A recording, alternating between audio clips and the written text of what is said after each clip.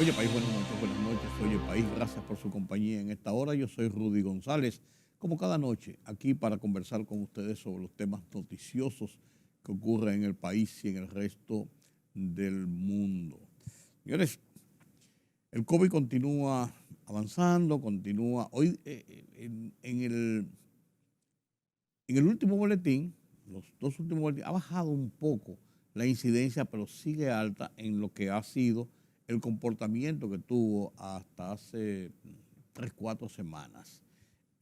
Hay muchos casos, principalmente en el Distrito Nacional y en el Gran Santo Domingo, también en Santiago y en otros puntos, hay un rebrote y la gente tiene que cuidarse, tiene que cuidarse. Yo no me voy a cansar de insistir en eso cada vez que abro el programa, este conversatorio con ustedes, porque la verdad es que tenemos que ganar conciencia, porque tenemos un problema de frente, que es el COVID, con todos los estragos que ha causado durante más de 2 años. Es como una experiencia suficiente para que la gente entienda lo que está ocurriendo. Sí, ojalá que tengamos un poco de conciencia sobre la realidad de esta situación. Miren, el Diario Libre publica hoy unas estadísticas en uno de sus comentarios de buena tinta que dejan a uno frío realmente. Cosas que se saben, por así decirlo, pero que cuando uno ve en las cifras, en los números fríos, entiende realmente la magnitud de esta situación. 685.615 jóvenes entre 15 y 24 años de edad ni estudian ni trabajan. Son los denominados ninis, que le llaman ninis porque ni hacen una cosa ni hacen la otra. Esos jóvenes son altamente vulnerables. Son parte de esos muchachos que no tienen nada que hacer, que su visión de vida y su futuro de vida se va trazando dentro de un mar tormentoso que los lleva a muchos de ellos a situaciones complejas como la delincuencia infantil y juvenil, la delincuencia juvenil, sobre inmiscuirse en bandas y estructuras para generar muertes, asaltos, sin ningún pudor. Fíjense que en los últimos tiempos, la generalidad de los jóvenes que han estado involucrados en esta situación de esa violencia callejera, esa oleada de violencia callejera que tiene picos y que sufrimos en muchas ocasiones, son desarrolladas por jóvenes. En edades entre 16, 17, 15, 16, 17, 18 años, 20, 22, 23 hasta 25 años, la gran mayoría. Y esta estadística habla de que entre 15 y 24 años hay 685.615, una estadística oficial elaborada por el Banco Central, de las estadísticas que hace el banco. Esa cantidad ni estudia ni trabaja, eso conforma un aumento en un orden del 44% a partir de la pandemia. Se incrementó esta franja de ninis que ni trabajan ni estudian. Hay estadísticas por ahí que hablan de que son 800.000 aproximadamente. Entonces uno se pregunta, ahí viene el microtráfico, de ahí viene el consumo de drogas en los barrios, en muchos sitios, de ahí viene el tema del colmadón, del desorden, de la cosa, porque eso es lo único que tienen de frente. Visión de futuro ninguna, muchos de ellos.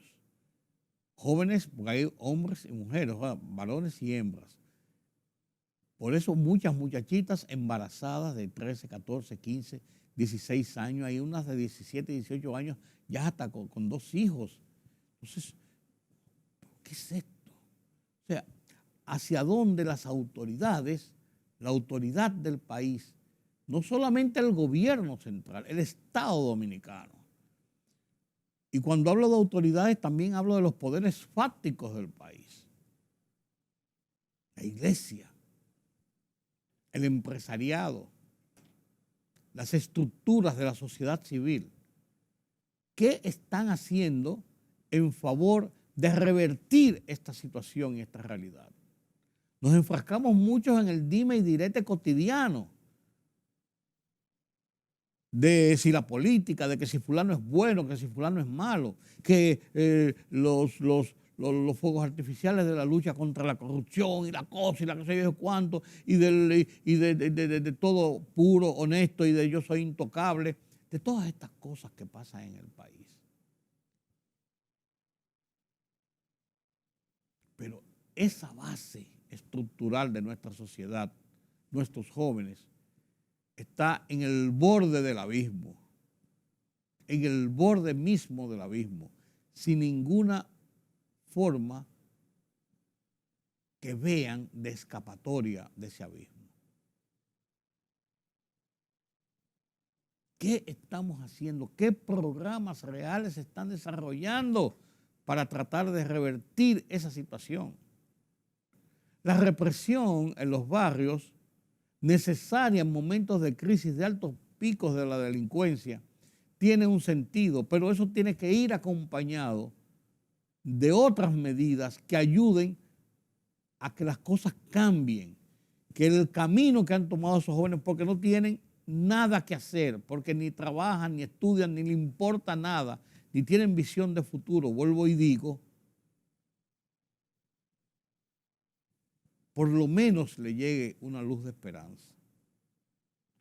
Entonces se suponen esas muchachitas de 17 años, 16, 17, 18 años, con uno y dos muchachos sin marido, porque fue un tipo por ahí que las embarazó, o unos amorcitos que tuvieron y ya de eso nadie se acuerda. Y si es peor, si viven con ella, ni trabajan ni estudian tampoco, y es a pasar hambre, a vivir en una choza, a maleducar unos hijos, a malformar una familia llena de precariedades, de enfermedades, sin acceso a la educación, generando más pobreza.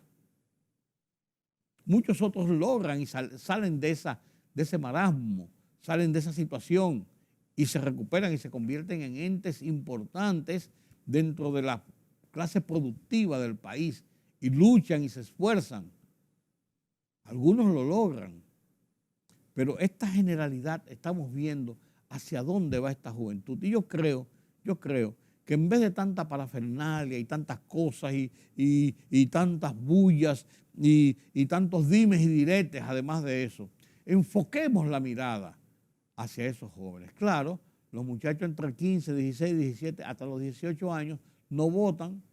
Eso no hace relumbrón en la clase política. Los empresarios seleccionan lo que quieren, para lo que quieren. Y así se va convirtiendo esto en una bola de nieve que va aumentando esta desgracia. Y después terminamos como naciones como El Salvador, para poner un ejemplo cualquiera, donde las bandas se apoderaron del país, las denominadas maras, dominaron el país en un momento determinado y entendían muchos de esos jóvenes, que incluso se fueron haciendo adultos, de que el camino más fácil y su único camino para poder sobrevivir y estar dentro del ambiente de esa sociedad era delinquiendo, imponiendo la ley de la violencia, del asesinato, del sicariato, del asalto, del atraco, de infundir miedo en la sociedad. Nosotros no hemos llegado a esto, aún, pero en el camino en que esas cifras nos hablan, de que 685.615 jóvenes en edades entre 15 y 24 años en República Dominicana ni estudian ni trabajan, nos pone en el camino de llegar a una situación de esa naturaleza. Y eso, señores, tenemos que pensar en ello. Las otras cosas van en paralelo. La política está ahí todos los días para hablar, para decir, para insultar, para denostar, para ponderar. Está ahí día a día. Los dimes y diretes están a diario en esas redes sociales, Dios mío, en esas redes sociales. La acumulación de riquezas de los más pocos y el descenso hacia la pobreza de la mayoría está ahí, son realidades de un país como este, que yo digo a veces que uno piensa si hemos llegado ya al subdesarrollo. Uno piensa que todavía estamos hasta lejos del subdesarrollo, mucho menos el desarrollo. De que es una nación que pujante va avanzando en muchas cosas, que hemos dado saltos importantes, incluso en medio de esta crisis. Eso es verdad. Y lo aplaudimos, claro que sí. Y ese es el deber de nuestras autoridades, y ese es el deber de la clase empresarial, y ese es el deber de la sociedad. Claro que sí. Pero también tenemos que mirar al otro lado, porque estamos dejando esta situación de lado. Y quizás cuando nos vengamos a dar cuenta, va a ser tarde y vamos a decir, ¿por qué también no miramos hacia esa parte de esos ninis, de esos jóvenes entre 15 y 24 años para quedarnos en la cita de estas estadísticas que publica Diario Libre? Esa es la realidad, señores. Esa es la realidad. Hay una campañita abierta contra la Superintendencia de Electricidad que uno ve las cosas y uno dice, en este país sí pasan cosas. Mira, no cabe dudas de que el pacto eléctrico provocó en un momento determinado buscar la forma de estructurar reglas de juego para el tema de la energía eléctrica, de su producción, de su negociación, intermediación, de su comercialización y de su suministro y del uso racional de esto, porque habíamos tenido por toda la vida algo a la loca, a la tonta y la loca y a suplir necesidades. Y esto convirtió nuestro parque eléctrico en un parque obsoleto y altamente caro, cuya carestía llegaba al consumidor. El gobierno tradicionalmente por muchos años ha subsidiado parte del sector más pobre, pero este subsidio en un momento determinado por asuntos demagógicos de los gobiernos tenía sus puntos de preferencia y se hacían los chivos locos y habían gente que tenían una luz subsidiada y pagaban 100 pesos, 200 pesos mensuales, pero tenían un colmadón, se conseguían un aire acondicionado, tenían 3 televisores y una lavadora. Entonces, en desmedro de una gente de clase media que trabaja, que gana lo suficiente como para poder pagar una factura de 3.000, 4.000, 5.000 pesos, tienen menos equipos, usan menos energía eléctrica que los otros y tienen que pagar más. Entonces, esas desigualdades, además del negocio de la producción y la inclusión del Estado en la parte privada y de la parte privada en la inclusión del Estado en la producción y distribución de energía, era un punto con muchas nebulosas, con muchos amiguismos, con muchos negocios.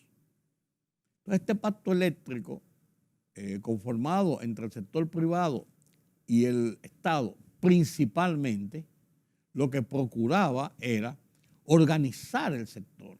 Entre una de esas cosas, el pacto eléctrico establecía que por muchos años en República Dominicana no se han producido aumentos de tarifa en la misma proporción en que ha aumentado el precio del petróleo, por ejemplo.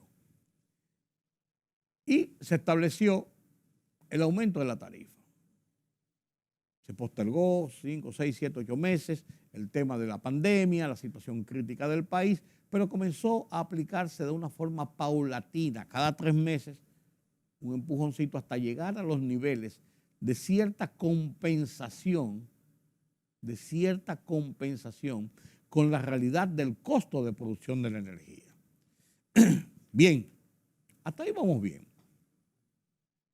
Claro, hay quejas por montones que llegan a la Superintendencia de Electricidad de que se cobran facturas, no que se cobran tarifas, sino que se cobran facturas que salen del marco de la realidad. Hay gente que le aumentan de un mes a otro mes un 100 y un 200%, y tú dices, pues no he consumido más, no tengo nuevos efectos de consumo. Vaya usted tiene que ir a la superintendencia y comienza el proceso que siempre ocurre para llegar a la realidad. Y la superintendencia ha emitido resoluciones y decisiones de que las sedes deben devolver millones y millones de pesos a usuarios que se ha comprobado que fueron mal facturados o excesivamente facturados. Vamos a decir mal facturados o excesivamente facturados. ¿Por qué? Porque sí. Entonces ellos han cumplido con su deber. Ahora se va a producir un nuevo aumento en el precio de la energía eléctrica y ya comienzan las voces a torpedear la superintendencia porque en cierto modo la que maneja parte de toda esta estructura. ¿Qué ocurre? Que conjuntamente con eso se ha comenzado una campañita de situaciones contra la superintendencia. Entre ellos el tema ese de las plantas flotantes que andan por ahí y su alto costo y las conversiones de la producción de energía, de petróleo, de diésel, incluso de fuel oil, que es altamente costosa, hacia el gas natural, que es el combustible de moda, por así decirlo, de cara al futuro inmediato, porque es más limpio, porque es más económico, porque es más seguro su producción y porque no está regido sobre la base de los carteles del petróleo, que son tan susceptibles que los aumentan porque quieren o por los efectos de una guerra tan desgarradora y desigual como la provocada por Rusia contra Ucrania. Pero también cuando la superintendencia incide en evitar las contaminaciones por el efecto de las plantas, como el caso del limón. Hay una serie de cosas. Entonces han comenzado una campañita para fuñir la paciencia, excúsenme la palabra. Pero es que no encontraba otra menos de lo que estaba pensando decir, lo que debía decir. Entonces ahí está la realidad. Y yo creo que en el momento en que estamos viviendo, lo que menos debemos es torpedear las cosas que se van haciendo bien. Y este es uno de los casos. Pero esas redes sociales y esos intereses manejan mucha información y manejan mucho poder para desinformar a su vez. Esperemos. El tiempo dirá que no le quepa duda. Permítame la palabra.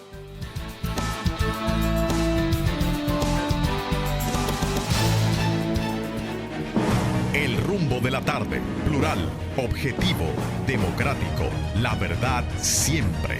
Con tres verdaderos profesionales del periodismo y la comunicación, Georgie Rodríguez, Juan TH y Rudy González.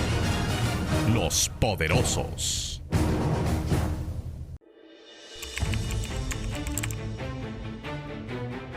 Periodismo de investigación, columnas, opinión, análisis, reportajes de fondo. Hora por hora, una completa plataforma multimedia. Periodismo con valor. Noticias horaporhora.com.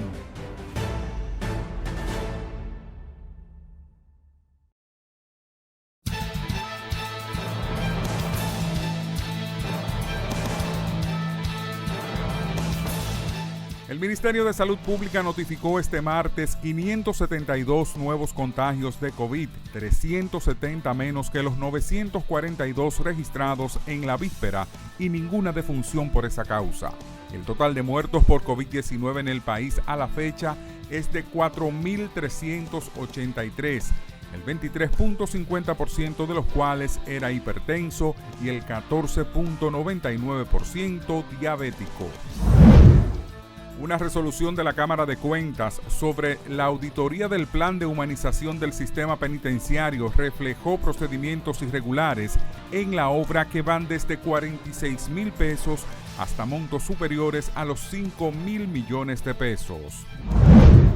La Suprema Corte de Justicia estableció que las empresas distribuidoras de electricidad, EDES, están obligadas a responder por los daños causados a equipos cuando no dan respuesta a una reclamación dentro del plazo legal de las 48 horas.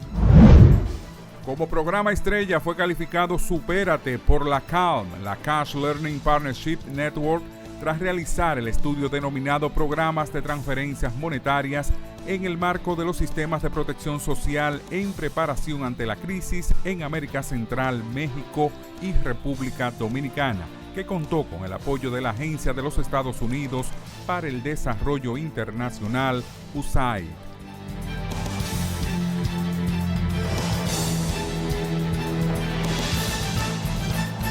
...49 muertos en un incendio... No, 49 muertos en un incendio en una cárcel de Colombia, la cárcel de Tuluá, que comenzó con un motín y degeneró un montón de situaciones y un gran incendio que dejó, señores, 49 muertos en la primera saga, mientras 50 muertos, por lo menos, en un contenedor que iba en una carretera de San Antonio, en Texas, con ilegales, la mayoría de ellos mexicanos.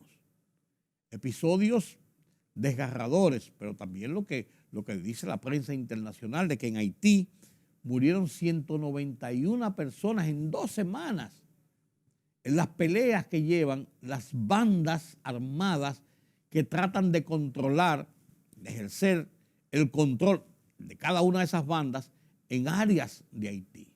Las bandas controlan las calles, las bandas controlan incluso los estamentos del gobierno haitiano y de las autoridades haitianas. La policía hasta miedo les tiene. Están bien armados, son feroces, son asesinos, secuestradores. Hay rivalidades entre esas bandas y hay pleitos entre esas bandas. 191 muertos. Señores, son muchos muertos. En 2 semanas, a tiros limpios y a machetazos y todo esto. Con este y otros temas, Pedro Vargas nos presenta las internacionales desde la redacción central de Oye País.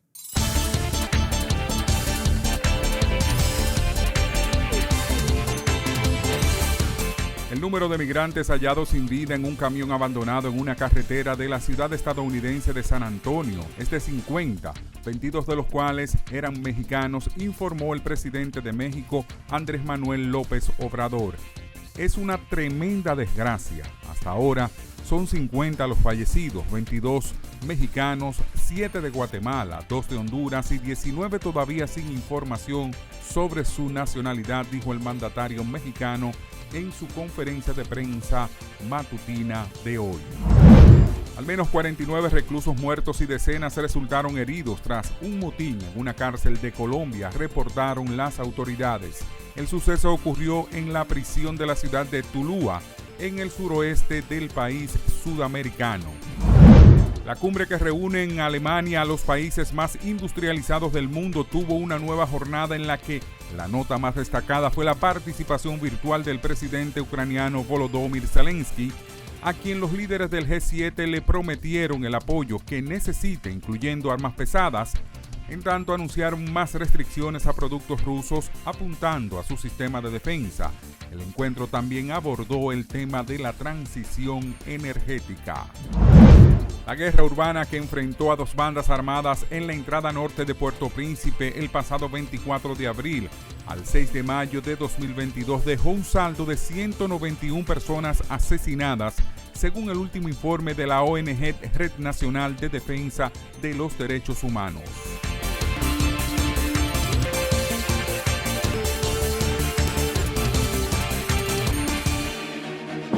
El rumbo de la tarde, plural, objetivo, democrático, la verdad siempre. Con 3 verdaderos profesionales del periodismo y la comunicación, Georgie Rodríguez, Juan TH y Rudy González. Los poderosos.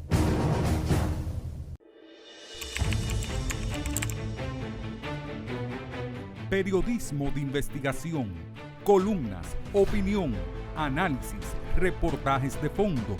Hora por hora, una completa plataforma multimedia. Periodismo con valor. Noticias horaporhora.com.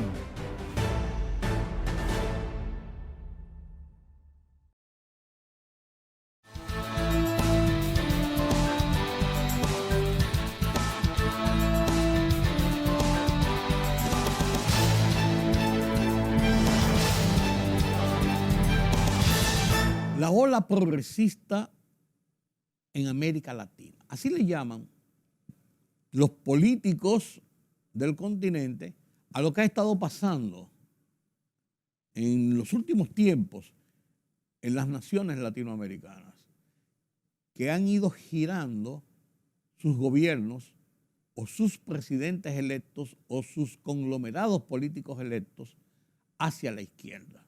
El caso de Pedro Castillo en el Perú, el caso de Boric en Chile, el caso de Fernández en Argentina, que es centroizquierda, el caso de Maduro está ahí. Pero ahí tenemos ahora el caso de la victoria de Petro en Colombia, que ha, hasta cierto modo, espantado a mucha gente a decir, pero ¿qué pasa? Colombia, que siempre ha sido un país de tradición de derecha o de centro derecha como mucho, y ahora da un giro hacia la izquierda, un hombre que viene de las guerrillas, como es Gustavo Petro. Sobre el análisis en el marco de esta victoria de Gustavo Petro, que debe asumir el poder en octubre próximo, La Voz de los Estados Unidos de América, VOA, en su programa Foro con Gonzalo Abarca, analiza la izquierda cómo se impone en el hemisferio. Un reportaje, señores, que no tiene desperdicio, que es actual y en el que debemos vernos los países latinoamericanos y la correlación de fuerzas más que por ideologías, por tendencias. Comparto este reportaje de la VOA, La Voz de los Estados Unidos de América, en la presentación de Gonzalo Abarca. A continuación, y con este reportaje, concluimos nuestra emisión de hoy de Oye País, con una convocatoria para mañana nueva vez, aquí en Color Visión, a esta misma hora, para analizar otros hechos de interés nacional e internacional. Yo soy Rudy González, los dejo con este reportaje de la VOA. La ola progresista, la izquierda se impone en el hemisferio. A continuación. El histórico triunfo de Gustavo Petro en las elecciones de Colombia suma a ese país al bloque de gobierno de izquierda en el continente. La llamada ola progresista permea a naciones del hemisferio en donde nunca se creyó posible una avanzada política semejante. Pero, ¿cuál es el atractivo del socialismo y por qué ha encontrado terreno fértil en América Latina? Por otra parte, ¿qué tipo de relación se vislumbra entre Estados Unidos y estas naciones que sonríen a gobiernos como el de Cuba, Venezuela y Nicaragua? Bien, para analizar el tema me acompaña la doctora María Isabel Puerta, profesora de Ciencias Políticas en el Valencia College en Orlando, Florida, y el doctor Jan Basset, director del Grupo de Estudios de la Democracia de la Universidad del Rosario en Colombia. Bienvenidos ambos. Empiezo con usted, doctor Basset. ¿Qué refleja el reciente triunfo de Gustavo Petro en una Colombia prácticamente conservadora? ¿Cuál es el gran desafío político de Colombia en este momento? Bienvenido. Sí, efectivamente es un gran giro histórico para Colombia, que nunca había tenido un presidente de izquierda. Tiene que ver, creo yo, con un cambio un poco en la historia del país que se genera a raíz del acuerdo de paz de 2016 con las FARC. En este momento pues hubo como una apertura para la izquierda, digamos, que siempre tenía que tomar distancia, digamos, de esta guerrilla en el pasado cuando estaba activa. Esto ya es un obstáculo que se levantó para la izquierda, y pues el acuerdo también permitió introducir nuevos temas en la agenda política, temas económicos, sociales, ambientales, incluso, que favorecieron mucho más a la izquierda. Claro. Doctora Puerta, ¿su opinión debe ser preocupante que la izquierda esté permeando el continente o no? creo que es preocupante, sobre todo si se trata de expresiones extremas.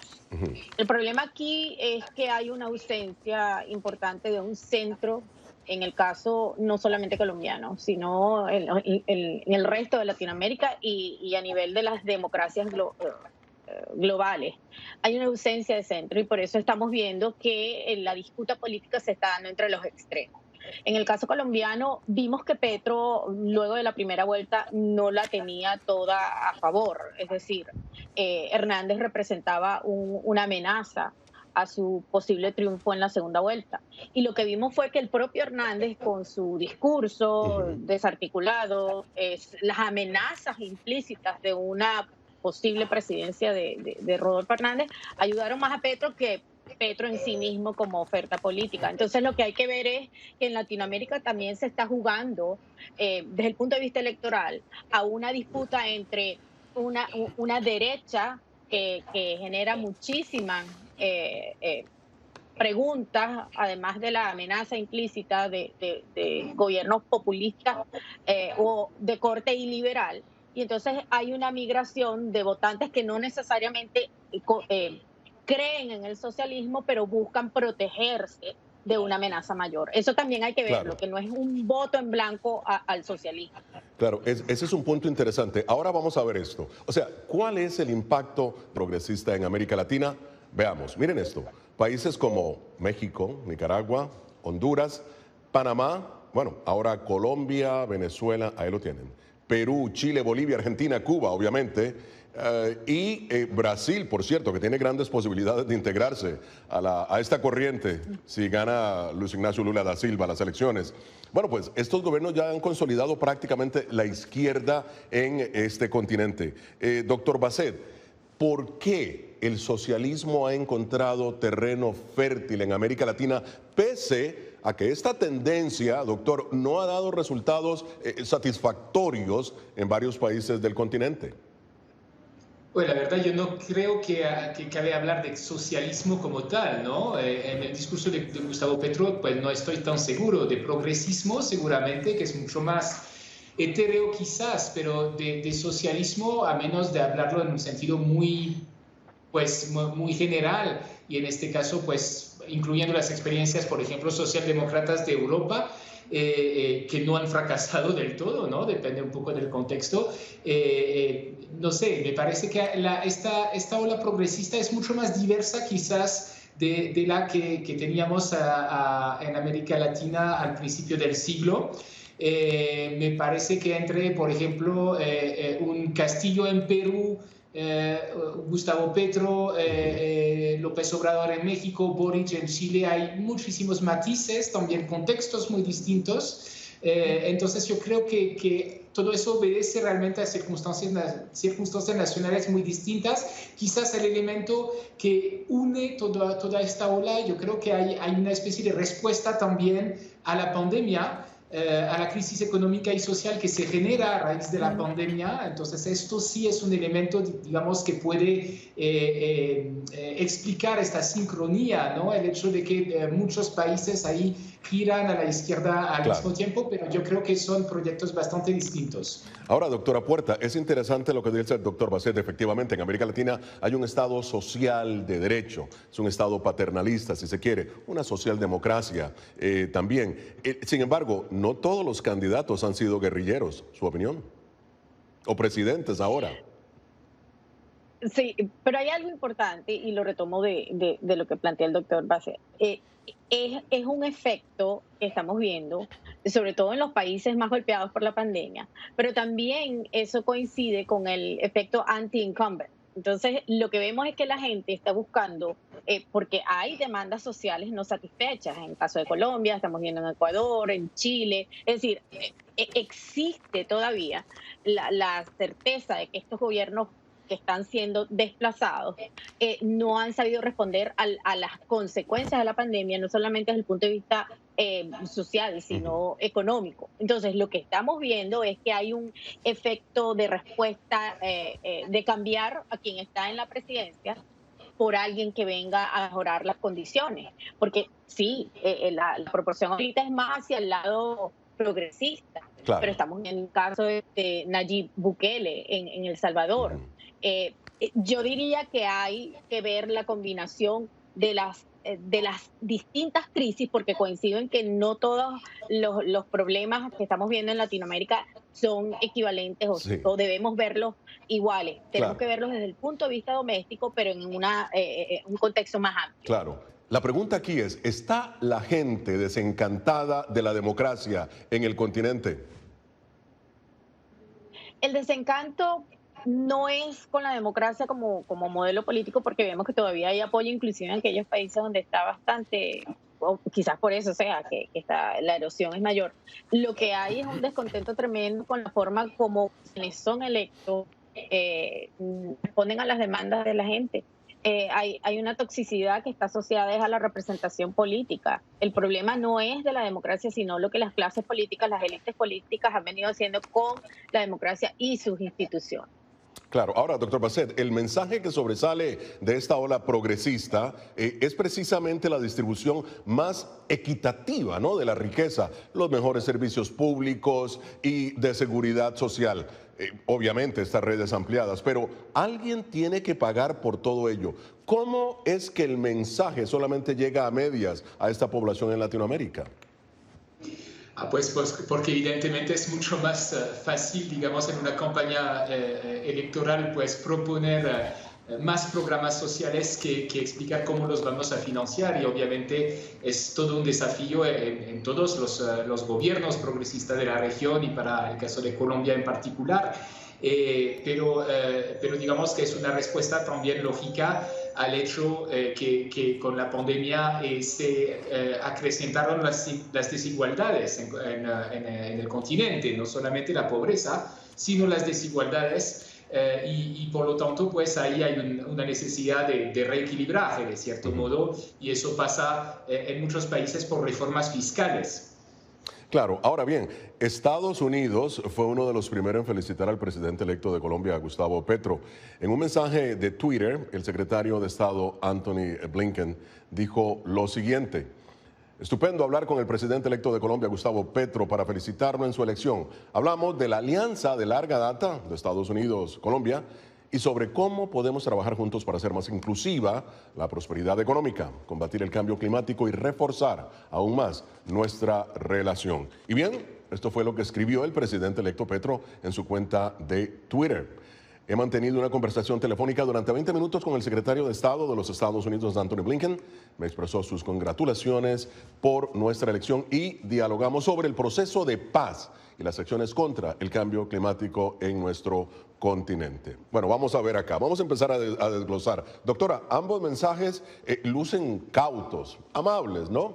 ¿Cómo ve usted la relación entre Estados Unidos y este nuevo gobierno? El tema de la paz, el combate al narcotráfico y algo no mencionado, la relación con Venezuela, temas que sobresalen.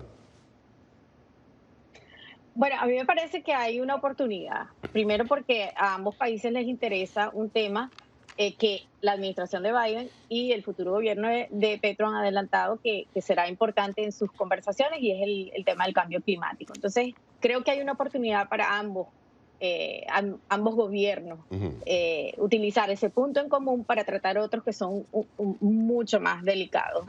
El tema del narcotráfico, el tema de reforzar el acuerdo de paz y sobre todo el tema migratorio, porque el comercial también va a ser importante, pero sobre todo el migratorio, porque ahí es donde Estados Unidos tiene mucho más interés en que continúe una relación fluida con el gobierno de Colombia para tratar de disminuir el impacto en la región y con ello, por supuesto, el impacto sobre Estados Unidos de las olas, porque dependen del momento estacional y del clima de Estados Unidos, que la migración venezolana vaya a seguir siendo un factor importante en la política doméstica de los Estados Unidos. Claro. Ahora, doctor Bassett, en su opinión, ¿qué puede pasar con las operaciones de inteligencia de Estados Unidos en Colombia en un nuevo gobierno de Petro? Bueno, pues yo coincido con la doctora Puerta que ahí tenemos pues un intercambio que parece bastante cordial porque básicamente se centra sobre un tema en que hay coincidencias fuertes, el tema ambiental, ¿no? que Gustavo Petro mencionó mucho en su discurso de victoria, pero de todos modos hay temas en esta relación que pueden llegar a ser bastante tensos, particularmente el tema de cómo va a tratar el nuevo gobierno el tema de los grupos armados del narcotráfico, pues cosas que evidentemente siempre están en el centro de la relación con Estados Unidos. No se sabe si de pronto habrá nuevos procesos de sometimiento a la justicia que necesitarían de una negociación que incluya a Estados Unidos de una forma u otra. Eso pues es un tema un poco más complicado que vamos a ver cómo los dos países lo van a tratar en los próximos meses. Vamos a hablar aquí un poquito de organismos internacionales. Doctora Puerta, ahora que esta ola progresista permea toda América Latina, ¿cómo ve usted el papel de la OEA y la CELAC? Yo creo que debería iniciarse un periodo de reconsideración de cuáles han sido las estrategias, sobre todo porque estamos hablando de que hay unas situaciones bien críticas en el caso de Cuba, Venezuela y Nicaragua. Entendemos que hay otros procesos como en Chile, en Ecuador, en Bolivia, que son inquietantes, pero a mí me parece que tiene que haber una reconsideración de la política hemisférica desde la perspectiva, por supuesto, de estos organismos hacia las crisis no humanitarias, yo hablo de derechos humanos fundamentales, claro, que están siendo obviados del discurso regional. Ahora, doctor Bassett, ¿cree usted que la OEA en algún momento con esta nueva ola progresista pueda volverse irrelevante políticamente? ¿En qué quedaría, si es así, el tema de los derechos humanos? ¿En qué quedaría la Carta Democrática si la balanza empieza a irse hacia la CELAC? Sí, yo creo que es un peligro, ¿no? La politización, digamos, de los esquemas de integración latinoamericanos últimamente, desde el principio del siglo, pues ha hecho que según el color de los gobiernos, finalmente unos esquemas se vuelven más o menos relevantes o son más o menos criticados en función de las tendencias políticas de los gobiernos, y eso me parece que puede ser bastante problemático porque finalmente hace que estos esquemas terminan siendo muy débiles, ¿no? Y muy dependientes de las tendencias de los gobiernos de turno. Yo creo que les ha pasado a todos los esquemas de gobierno en América Latina y que pues habría que ver un poco sobre temas esenciales de integración, cómo podemos lograr esquemas más sólidos sobre la base de intereses comunes en la región. Ahora, doctora Puerta, al hablar de izquierda, pareciera que hay que aclarar definitivamente que hay diferentes matices. Por ejemplo, una izquierda moderada, una también como la de Cuba, una como la de Venezuela y Nicaragua. Pero, ¿cómo entender la izquierda que se consolida en este momento en todo el continente?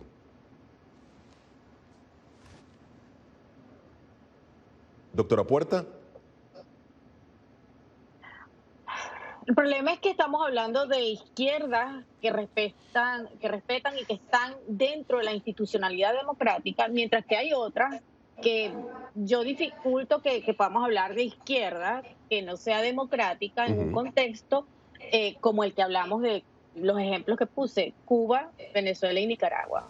Son tres gobiernos que están muy cuestionados, no solamente por la violación de derechos humanos, sino por su retroceso en los casos de Venezuela y Nicaragua, por supuesto, donde las elecciones no son transparentes, donde hay serios cuestionamientos hacia la institución electoral. Entonces, por supuesto, eso se une, en esos tres casos se une una parcialidad que se ve en el caso de los organismos, como mencionaba el doctor Bassett. Hay un sesgo en algunos casos donde hay una limitación para llamar lo que es la violación de derechos políticos y derechos humanos fundamentales.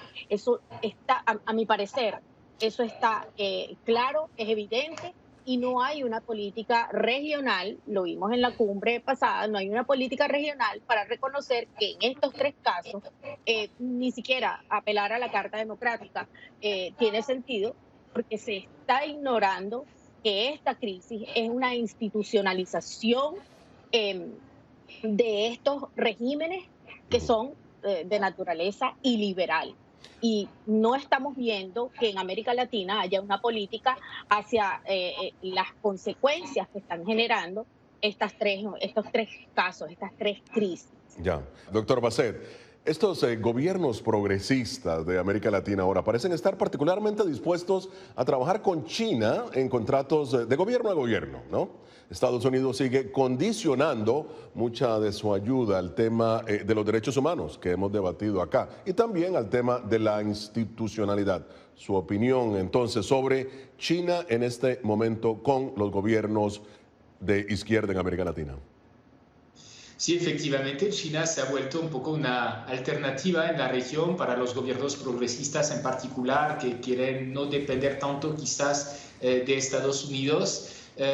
Sin embargo, pues yo creo que eso responde también más que a las tendencias políticas de los gobiernos de turno en América Latina, a una reorganización geopolítica global, digamos, ¿no? Y al auge internacional de China, que hace que pues todas las regiones del mundo tienen interés a comerciar con China, más allá de, digamos, las tendencias ideológicas de los gobiernos. Ahora, doctora Puerta, ¿concuerda usted con el doctor Bassett? ¿Cree usted que esta es la era en que China pueda consolidarse como el principal socio comercial del hemisferio y desplazar, por decirlo de alguna manera, a Estados Unidos en la región? Bueno, China está haciendo lo posible. Países donde la inversión ha aumentado, ha habido otros donde ha disminuido. Eso tiene que ver con un juego de China también, por ejemplo, en el caso de Venezuela, no insistir en más préstamos, tratar de que se salde la deuda por la vía del petróleo, que estamos viendo que les ha dado resultados. Pero hay algo más. Yo coincido con que hay una reconfiguración de la estrategia de Estados Unidos, haber dejado un vacío en América Latina que lo han ido llenando desde el punto de vista económico-financiero China, pero también China y Rusia desde el punto de vista geopolítico. La influencia está allí, inclusive con gobiernos como el de Brasil, ¿no? No necesariamente, coincido en eso, no necesariamente es un asunto de alianzas ideológicas. Ahora, también tenemos que ver que China tiene que disminuir el nivel de influencia financiera, porque ellos también tienen problemas con su crecimiento económico, y eso lo que nos va a llevar es a ver que la influencia, en este caso de China en Latinoamérica, sigue siendo más estratégica para pelear en el terreno de Estados Unidos por un predominio que no necesariamente sea, es decir, no es exclusivamente económico. Claro. Y eso es lo que Estados Unidos debe ver en su política hemisférica. Bien, ahora sí, llegamos al momento de las conclusiones. Doctor Bassett, sus conclusiones sobre la ola de progresista que permea América Latina. ¿Qué tenemos a futuro? ¿Cómo vislumbra usted el horizonte?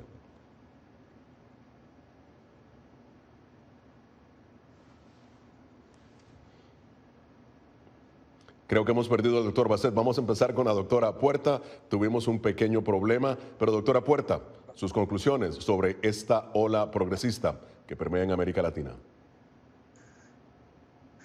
Yo diría que no podemos apostar a que sea el lado progresista de la política quien deba llevar la responsabilidad fundamental de las reformas políticas en América Latina. Me parece que es más bien una apuesta por las deficiencias de los sectores centros de la democracia, que está dejando claramente está dejando expuesto las debilidades de lograr acuerdos y coaliciones que sean moderadas. Y se está planteando la política en Latinoamérica, al igual que en el resto del mundo, cuando hablamos de la crisis de la democracia, entre derecha e izquierda, que es insuficiente para hablar de una realidad donde lo que estamos enfrentando es liberalismo versus iliberalismo. Bien, se nos ha acabado el tiempo. Muchísimas gracias a la doctora María Isabel Puerto y al doctor Jean Basset. Llegamos al final de esta edición de Foro de la Voz de América. Nos vemos la próxima semana desde Washington. Les habló Gonzalo Amado.